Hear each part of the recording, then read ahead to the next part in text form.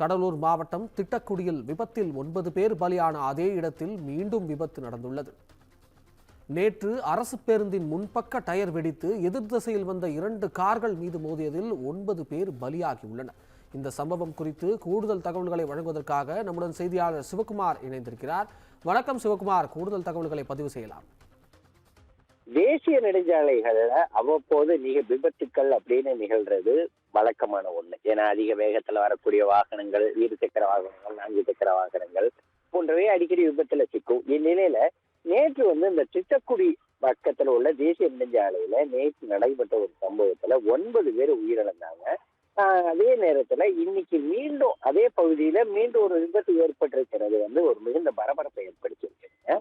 கடலூர் மாவட்டம் விருத்தாச்சலத்தை அடுத்து இருக்கிற திட்டக்குடி பகுதிக்கு உட்பட்ட சென்னை திருச்சி தேசிய நெடுஞ்சாலை எப்பவுமே கொஞ்சம் அதிக அளவுல போக்குவரத்து நெரிசல் உள்ள பகுதி. நேற்று இரவு அரசு பேருந்தோட முன்பக்க டயர் வெடித்த நிலையில எதிர் திசையில வந்த 2 கார்கள் மீது மோதி ஒன்றுக்கொன்று விபத்துக்குள்ளானது.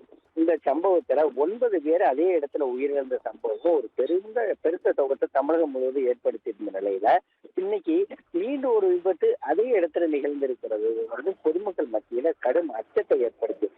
அதாவது எழுந்தூர் கிராமத்திலிருந்து விறகு ஏற்றிட்டு டிராக்டர் லாரி ஒண்ணு போயிட்டு இருக்கோம். டிரைவரோட கட்டுப்பாட்டு மீறி தேசிய நெடுஞ்சாலையில தலைக்குப்புற கவிழ்ந்து விபத்துக்குள்ளாச்சு. இதனால அந்த தேசிய நெடுஞ்சாலையில வந்த வாகனங்கள் சுமார் 10 நிமிடத்திற்கு மேலாக இருபுறமும் அணிவகுத்து நின்ற ஒரு சூழ்நிலை தான் காணப்பட்டது.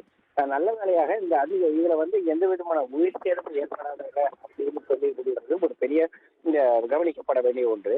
நேற்று இரவு நடைபெற்ற கோர சம்பவத்துல 9 பேர் உயிரிழந்த நிலையில அதே இடத்துல மீண்டும் ஒரு விபத்து ஏற்பட்டிருக்கிறது. இங்குள்ள பொதுமக்கள் மத்தியில் ஒரு மிகுந்த அதிர்ச்சியை ஏற்படுத்தி இருக்கிறது.